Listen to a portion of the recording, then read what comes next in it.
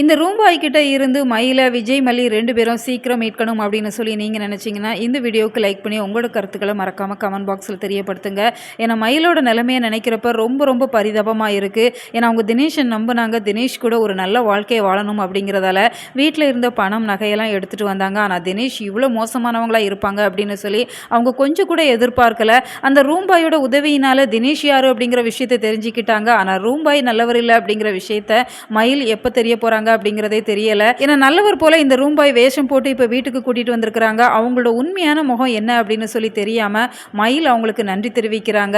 என் அண்ணி அக்கா 2 பேருமே எவ்வளவோ சொன்னாங்க, நான் அதையெல்லாம் கேட்கல.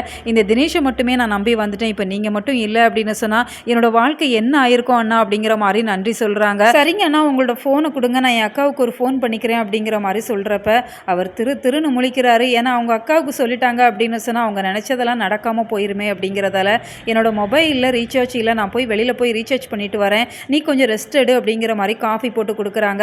இந்த சூழ்நிலையில் தான் அவங்க மனைவி கிட்ட ஒரு பவுடரை கொடுத்து இதை கொடு அப்படிங்கிற மாதிரி சொல்லிடுறாங்க. இப்போ மயில மயக்க நிலையில் வச்சிருக்கிறாங்க. இன்னொரு பக்கம் விஜய், மல்லி 2 பேருமே எப்படியாவது தன்னோட தங்கச்சியை மீட்கணும் அப்படிங்கிறதால போலீஸ் கம்ப்ளைண்ட்டும் கொடுத்துருக்குறாங்க. தினேஷை பற்றியுமே விசாரிக்கிறாங்க. அவங்களுமே சைபர் கிரைம் மூலமாக அவங்களோட மொபைல் நம்பரை ட்ரேஸ் பண்ணிட்டாங்க அப்படிங்கிறதால கிட்டத்தட்ட மயிலை நெருங்கிட்டாங்க அப்படிங்கிற மாதிரி தான் தெரியுது. ஆனால் இப்போ மயில் கையில் மொபைல் இல்லை, நான் அந்த புது மொபைலுமே அந்த ரூமில் போட்டுட்டு வந்துட்டாங்க அப்படிங்கிறதால அந்த ரூம் லொக்கேஷனை தான் காமிக்கும். அப்போ தினேஷை தேடி போவாங்க.